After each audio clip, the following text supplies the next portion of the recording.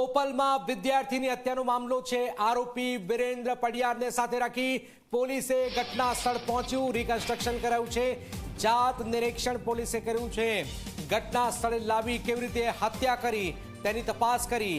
હત્યા સમયે વિરેન્દ્ર પડિયાર સાથે અન્ય વ્યક્તિ પણ હતો। વિરેન્દ્ર સાથે રહેલ અન્ય પોલીસ કર્મચારી પણ તપાસ શરૂ છે।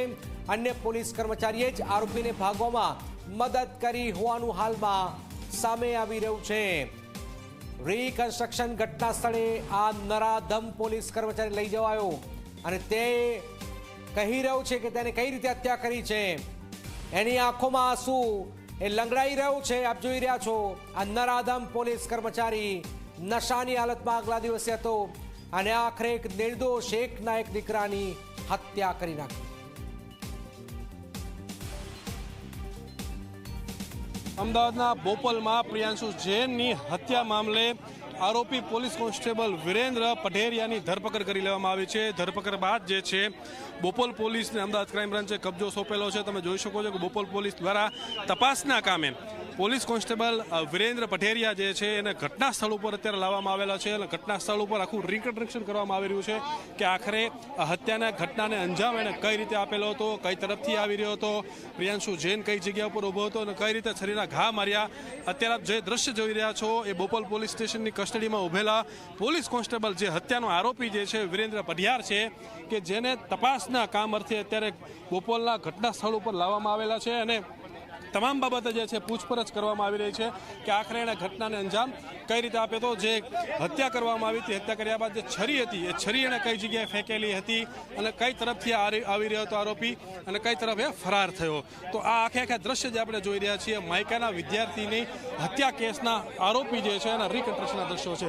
કેમેરામેન અમિત મકવાણા સાથે Udayranjan, Zee media, Ahmedabad. Human intelligence, technical intelligence की मदद थी जानवा मळ्यो कि आरोपी एक कोई इनोवा गाड़ी लईने त्या हरियाणा बाजू और पंजाब बाजू गया है। तात्कालिक बन्ने अहमदाबाद ग्राम्यनी पुलिस अने अहमदाबाद क्राइमनो माणसोनो અહીંથી રવાના કરવામાં આવ્યો અને કાલે એનો ત્યાં સંગરૂર પંજાબ ખાતે जो જિલ્લા છે સંગરૂર ત્યાં ઇન્ટરસેપ્ટ કરવામાં પોલીસનો સફળતા મળી અને ત્યાંથી આજે એનો લઈને આયા છે।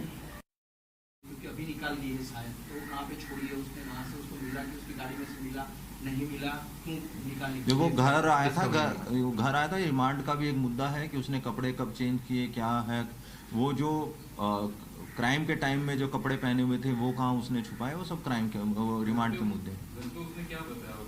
घर पे बताया कि मैं वैष्णो देवी जा रहा हूँ।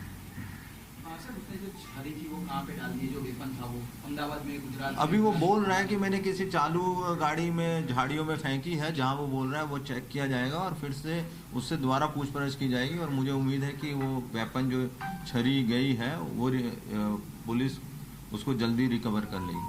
ये गाड़ी के अंदर टोटल कितने लोग थे? जो क्राइम हुआ तो एक ही था, उसके बाद वो 2 थे। धन्यवाद। બોપલમાં માયકાના વિદ્યાર્થીની હત્યાનો આ નરાધમ આપ જોઈ રહ્યા છો વિરેન્દ્ર પઢિયાર હવે નકલી આંસુ સારી રહ્યો છે।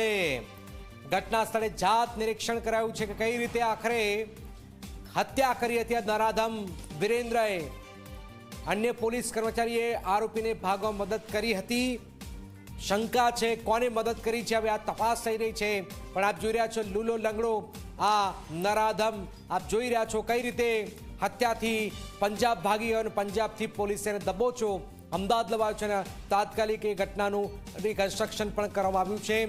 પણ સવાલ એ છે કે શું આ એકલો જ છે કે પછી અન્ય કોઈ પોલીસ કર્મચારી છે?